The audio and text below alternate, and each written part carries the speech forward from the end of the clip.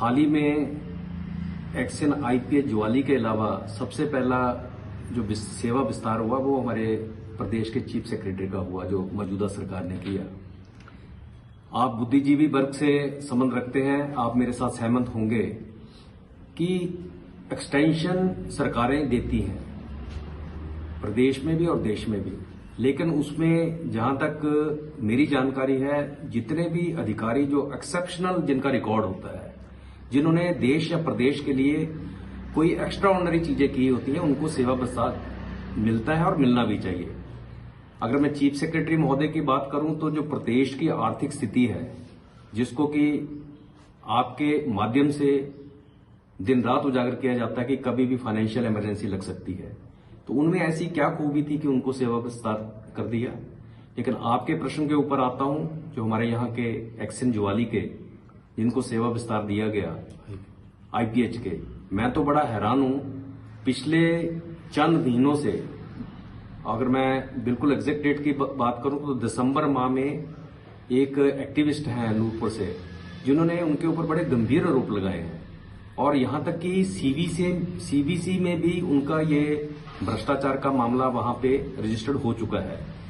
लेकिन उस मामले में एक्शन महोदय की तरफ से कोई प्रतिक्रिया या उसका खंडन नहीं किया गया।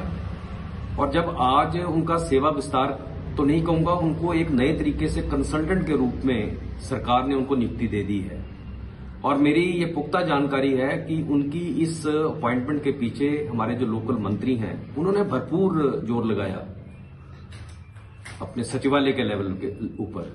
इसका मतलब कि एक्शन और मंत्री का कुछ आपस में तो जरूर पक रहा है, उनको जरूर कुछ ना कुछ फायदा होता होगा। नहीं तो सैकड़ों अधिकारी जो प्रतीक्षा कर रहे थे कि 31 मार्च को जब बहुत से अधिकारी रिटायर होंगे तो हमारा नंबर भी बतौर एक्शन आएगा।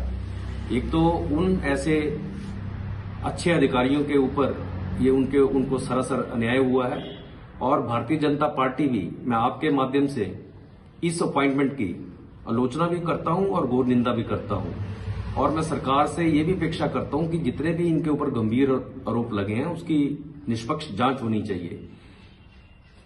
हम तो जांच की उम्मीद कर रहे थे, ये तो उन्होंने उनको एक किस्म का तोहफा दे दिया। और मैं पुनः दोहराना चाहता हूं कि इस अपॉइंटमेंट के पीछे हमारे लोकल मंत्री जी ने भरपूर जोर लगाया, और 4-5 दिन मेरी ये भी जानकारी है कि ये अधिकारी शिमला में उनके साथ था। इसके अलावा देरा में भी मुझे पता चला कि एक सेवा विस्तार हुआ है। मैं तो बहुत हैरान हूं।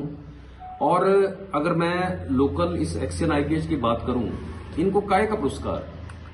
कोटला बेल्ट में जिस तरह से जनता पिछली गर्मियों में त्राही हुई, और आज तक सर्दियां होने के बावजूद वहां पे पानी की पूर्ति नहीं थी, 15-15 दिन तक पानी नहीं आता। नगरोटा सूरिया बेल्ट में पानी की गंभीर समस्या, काहे का नाम? मुझे लगता है कि ऐसे अधिकारियों को तो कोई सजा देनी चाहिए। ये तो बड़ी शर्म की बात है।